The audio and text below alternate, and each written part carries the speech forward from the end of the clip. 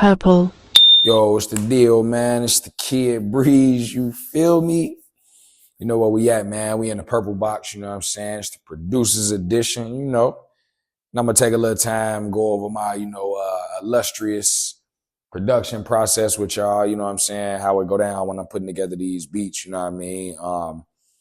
For the most part, I consider myself definitely soulful, you know what I mean? I think soul beats were the basis of my interests in making, beats and, making just sample music in general. I always, drew closer to soulful sample music, you know what I mean? And that kind of, brought me to where I am today as a producer, just being influenced by a lot of the records that I listened to growing up, a lot of the artists, a lot of the, producers, a lot of the just content in general, instrumentals and things of that nature, you know what I'm saying?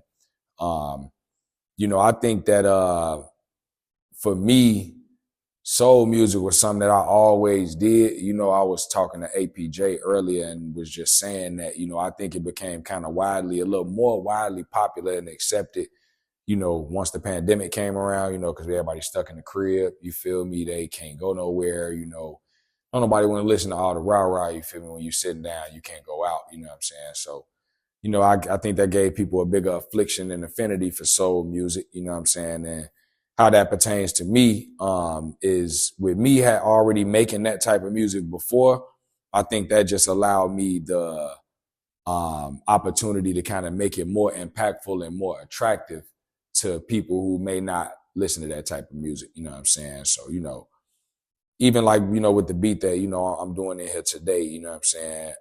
It's a Maxwell sample, you feel me? And coming up, to me, that was my favorite type of sample music, especially, black music, you know what I mean? R&B, soulful music, but songs that I recognized that might have been a hit record, you know what I'm saying? We did the Maxwell joint, what's the name of the joint? I can't even think of the name of it, man. When the sample play, you'll hear it. I'm drawing a blank right now. But, I didn't really do much to the drums or to the sample, you know what I'm saying? Just slowed it down, put a kick and a snare on there. I didn't even put no hi-hats on there, you know what I'm saying? I just laid it out, slowed it down, gave it a kind of, nice little two-step Chicago stepper set type groove, you feel me? And just put the, the kicks and the snares on there, you know what I'm saying? And like I said, like growing up, that was the type of sampling that I liked. It wasn't too far, away from the original sound. It kind of kept the same groove, same drum setup, same, melody and everything, but it still had that, that original rock to it. And I think that's how I did this joint, you know what I'm saying? Put like a little snippet of a different song on the beginning. I think that's like a Aaliyah vocal snatch or some kind of, 4 bars of that. And then, 2 bars of that. And then that Maxwell come in and you know exactly what it is when it dropped too, you know what I'm saying? It's crazy. It's a nice little groove, you feel me? So yeah, that's how that one came together, you know what I'm saying?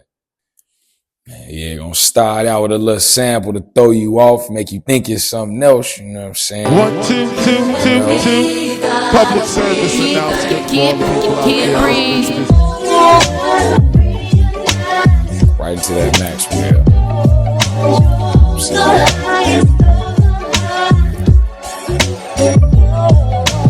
Record this right here.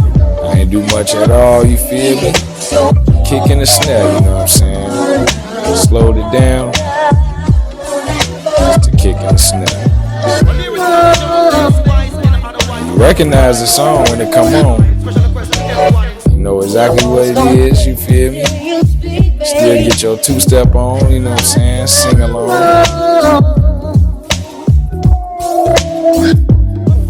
No hi-hats or nothing, you know what I'm saying? Use the hi-hats from the sample. Kicking the snare. And it's still a vibe.